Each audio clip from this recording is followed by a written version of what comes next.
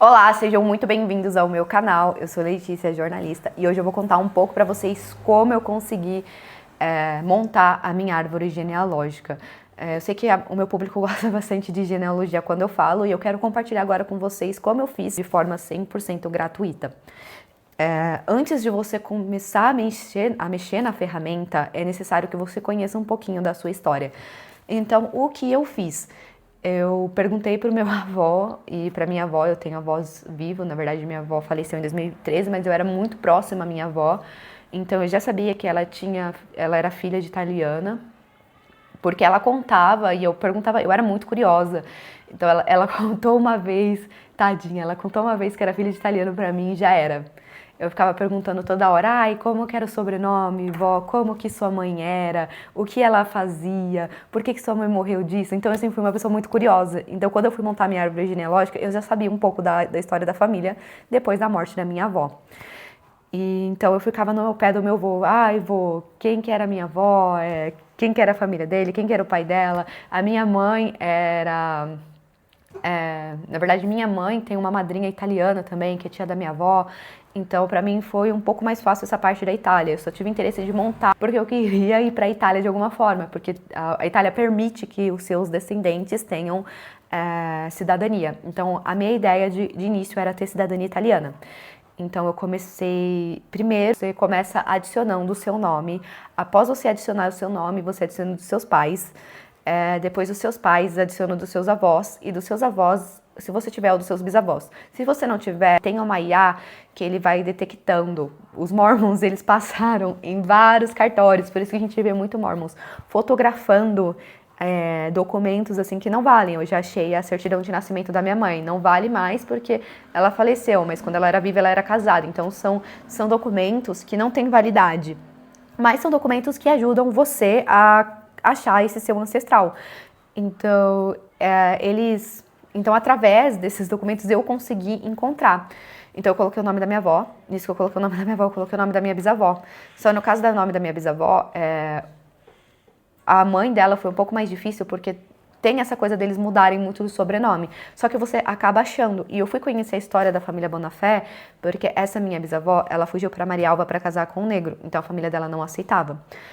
Só que ela não nasceu em Marialva. Quem nasceu em Marialva, Paraná, foi a minha avó. E eu estava procurando nos cartórios de Marialva e não achava nada. Aí eu encontrei pelo Family Church uma certidão do Luiz Bonafé, que era pai da Teresa. Teresa Bonafé é a madrinha da minha mãe, tia da minha mãe.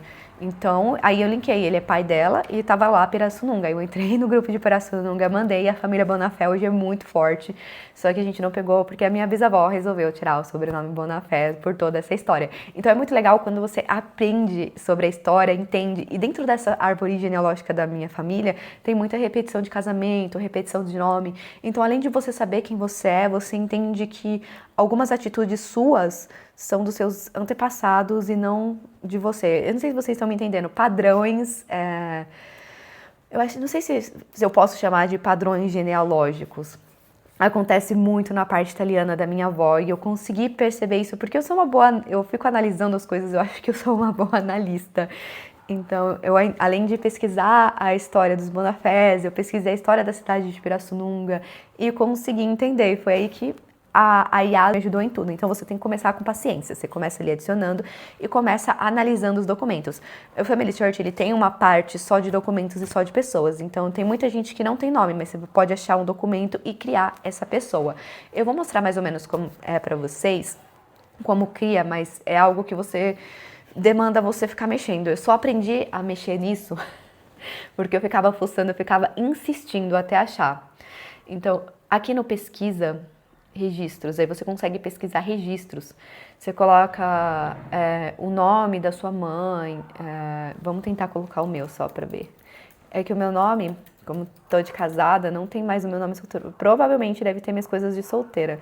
Mas vamos pesquisar aqui um nome aleatório. Letícia Barretos. Aí você coloca, tipo, por exemplo, essa Letícia Barretos, eu sei que ela provavelmente nasceu em Minas Gerais. Vamos supor, Brasil, ela nasceu em 1960. Nem sei se tinha Letícia em 1960. Aí você coloca pesquisar.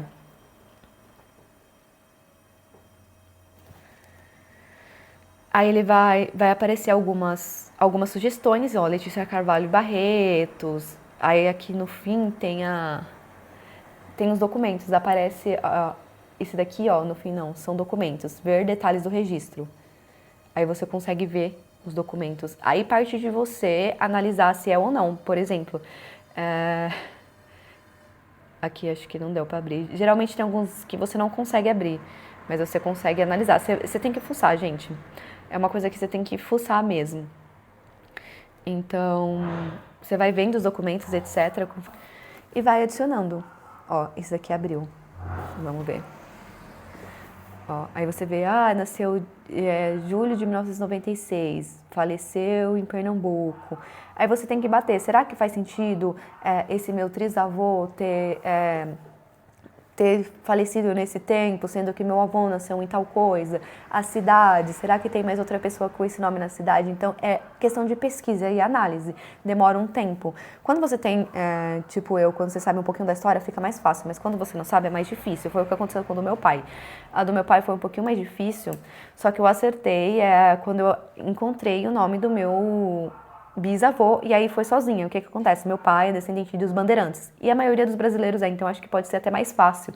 E os bandeirantes são novos cristãos, e eles guardavam muito o documento, porque os judeus, eles acreditam nessa coisa de, descendente de casa de Davi, descendente de não sei do que, então para eles é muito mais fácil, tipo, justamente também porque tem muita gente que vai atrás de conversão para o judaísmo, então eles procuram algum ancestral que faça com que eles consigam se converter de forma mais fácil. Então tem muito disso. A do meu pai eu consegui, eu não conseguiria me converter pelo judaísmo, porque é parte paterna.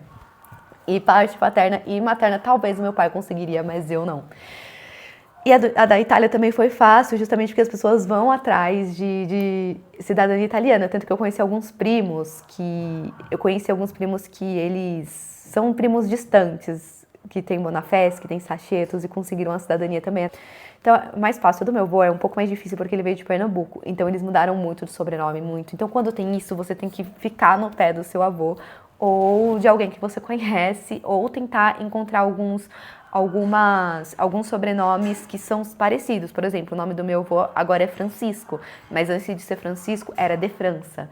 E eles mudaram. Então, a árvore do meu avô tá bem complicadinha e é ela que falta para eu completar a minha árvore total. Então é isso, gente. Primeiramente é você perguntar tudo que você sabe, tudo para os seus pais, para os seus avós, anotar tudo que eles sabem, pequenininhas coisas, sabe? De, a Bisa morou em Osasco, mas ela se mudou depois de um tempo para São Paulo. Essas pequenas coisas. O primeiro filho dela nasceu em tal, meu avô nasceu no ano de tal. Então ela provavelmente poderia ter 30 anos quando meu avô nasceu. Você tem que fazer essas contas, sabe?